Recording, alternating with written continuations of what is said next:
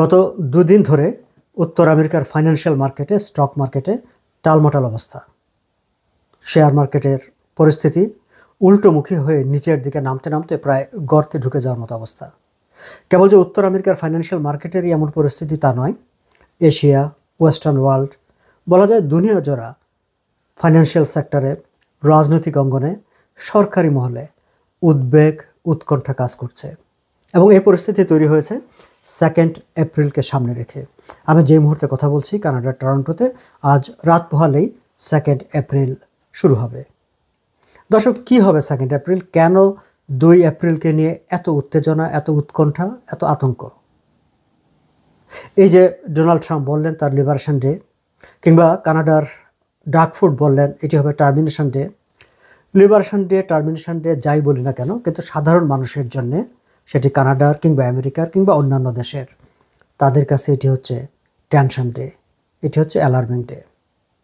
আসুন আমরা একটু খোঁজ নিই যে কেন এটিকে আমরা টেনশন ডে বলছি, কেন আমরা অ্যালার্মিং ডে বলছি। দর্শক, আপনারা জানেন যে আমরা জানি গত কয়েক মাস ধরেই মার্কিন প্রেসিডেন্ট ডোনাল্ড ট্রাম্প এক ধরনের ট্যারিফের খেলায় মেতে উঠেছেন।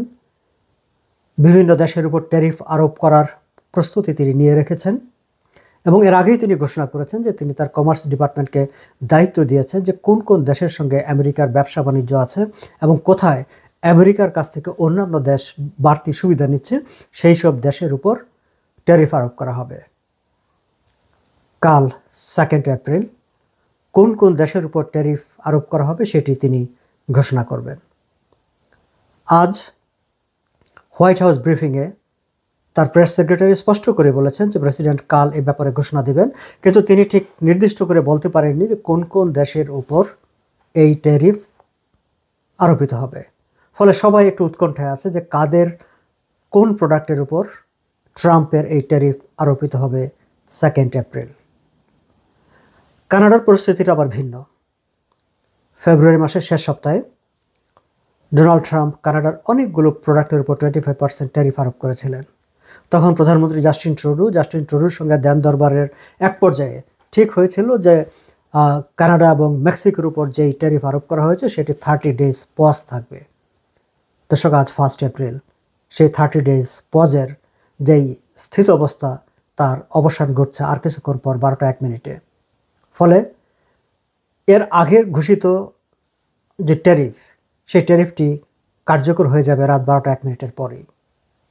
কিন্তু নতুন করে তিনি যে রেসিপ্রোকাল ট্যারিফ ঘোষণা করবেন বলে জানিয়ে রেখেছেন, সেই তালিকায়ও কি কানাডা পড়বে? আজ সন্ধ্যা পর্যন্ত কানাডিয়ান গভর্নমেন্ট নিশ্চিত হতে পারেনি, কারণ কানাডিয়ান গভর্নমেন্টকে ফরমালি মার্কিন গভর্নমেন্টের পক্ষ থেকে তেমন কিছু জানানো হয়নি। এ নিয়ে হোয়াইট হাউসের ব্রিফিংয়ে প্রশ্ন করা হয়েছিল এবং হোয়াইট হাউসের ব্রিফিংয়ে স্পোক্স পারসন তিনিও স্পষ্ট করে কোনো উত্তর দেননি বা দিতে পারেননি। তিনি বলেছেন প্রেসিডেন্ট একটি ঘোষণা দিবেন, কিন্তু কোন কোন দেশ থাকবে, অনেক দেশই, কানাডা সহ অনেক দেশই নেগোসিয়েশন করছে, কথাবার্তা বলে যাচ্ছে। ফলে ফাইনালি কোন দেশগুলো এর মধ্যে থেকে বাদ পড়বে বা এক্সাম্পশন পাবে সেটি প্রেসিডেন্ট নিজে জানেন, আর কেউ জানেন না। কানাডার জন্য পরিস্থিতিটি হচ্ছে যে এর আগে যে প্রোডাক্টগুলোর উপর ট্যারিফ আরোপ করা হয়েছিল, যেটি 30 ডেজ একটা পজ রাখা হয়েছিল, সেই পজটা উঠে যাওয়ার পর মূলত সেই ট্যারিফগুলো কার্যকর হয়ে যাবে। আবার নতুন করে যদি আরও কোনো প্রোডাক্টের উপর এসে পড়ে সেটি কাল জানা যাবে, 2 এপ্রিল জানা যাবে।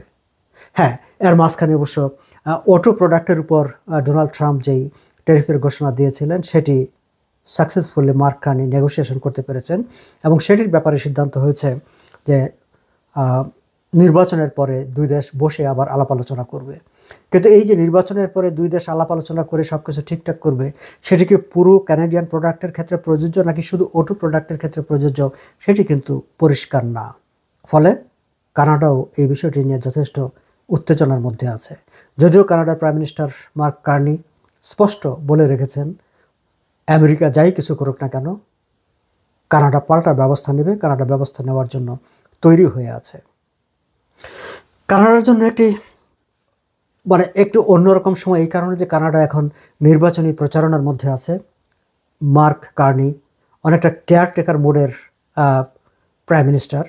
তিনি ইলেক্টেড প্রাইম মিনিস্টার না। আগামী 28 এপ্রিল নির্বাচনের পর হয়তো তার উপর পুরো ম্যান্ডেট বসবে, কিন্তু এখন কেয়ারটেকার মুডের প্রাইম মিনিস্টার হলেও তার দায়িত্ব, তিনি সেই দায়িত্বটি পালন করবেন, করার জন্য প্রস্তুত হয়ে আছেন। আজ তিনি ম্যানিটোবায় ছিলেন নির্বাচনী ক্যাম্পেইনে। দর্শক, আমরা জানি যে এর আগে তিনি একবার নির্বাচনী ক্যাম্পেইন স্থগিত করে ওটুয়ায় ফিরে এসেছিলেন ডোনাল্ড ট্রাম্পের সঙ্গে দেন দরবার করার জন্য। আজও তিনি আবার ম্যানিটোবা থেকে ওটুয়া ফিরে এসেছেন। তিনি তার নির্বাচনী ক্যাম্পেইন স্থগিত করেছেন যে 2 এপ্রিল কী ঘোষণা আসবে, সেই ঘোষণার পরিপ্রেক্ষিতে কী করতে হবে, কী পদক্ষেপ নেওয়া হবে, সেই ব্যাপারে তিনি লড়াইয়ের জন্য অনেকটা প্রস্তুত থাকার জন্যই তার ক্যাম্পেইন আপাতত আবার স্থগিত করেছেন। ইন্টারেস্টিংলি, এর আগেরবার তিনি একা ক্যাম্পেইন স্থগিত করে ওটুয়ায় ফিরে এসেছিলেন। অন্যান্য রাজনৈতিক দলগুলো, এনডিপি কিংবা কনজারভেটিভ পার্টি, তাদের নেতারা ক্যাম্পেইনে ছিলেন। কিন্তু আজকে সন্ধ্যা পর্যন্ত, আমি যখন কথা বলছি তার আগ মুহূর্ত পর্যন্ত, অপর 2 রাজনৈতিক দল কনজারভেটিভ পার্টি এবং এনডিপি তাদের ক্যাম্পেইন থেকে আগামীকালকের কিংবা পরের দিনের তাদের নেতাদের যে ক্যাম্পেইনের যে স্কেজুয়াল, যেটি প্রতিদিন ঘোষণা করা হয়, সেটি তারা এখন পর্যন্ত ঘোষণা করেননি। ধারণা করা হচ্ছে কনজারভেটিভ পার্টি, এনডিপি বা অন্যান্য রাজনৈতিক দলগুলো তারাও সম্ভবত তাদের ক্যাম্পেইনটিকে স্থগিত রাখতে যাচ্ছেন 2 এপ্রিলকে সামনে রেখে। এদিকে আমরা যতটুকু জেনেছি, ডোনাল্ড ট্রাম্প তিনি কি করবেন কি করবেন না সেই বিষয়টি নিয়ে কেউ কোনো কথা বলতে পারছেন না। তবে হোয়াইট হাউস আজ একটি বিজ্ঞপ্তি প্রকাশ করেছে। আগামীকাল 2 এপ্রিল বিকালে হোয়াইট হাউসের রোজ গার্ডেনে ডোনাল্ড ট্রাম্প একটি প্রোগ্রাম থ্রো করেছেন, যেটির নাম দেওয়া হয়েছে মেক আমেরিকা ওয়েলদি অ্যাগেইন, আমেরিকাকে আবার সম্পদশালী করো। বিশ্বের বিভিন্ন দেশে ট্যারিফ আরোপ করে তাদের কাছ থেকে অর্থ আদায় করে ডোনাল্ড ট্রাম্প আমেরিকাকে সম্পদশালী করতে চান। তবে মজার ব্যাপার হচ্ছে যে আমেরিকান পলিটিশিয়ানদের মধ্যেও এর বিপক্ষে অনেকেই সোচ্চার হতে শুরু করেছেন।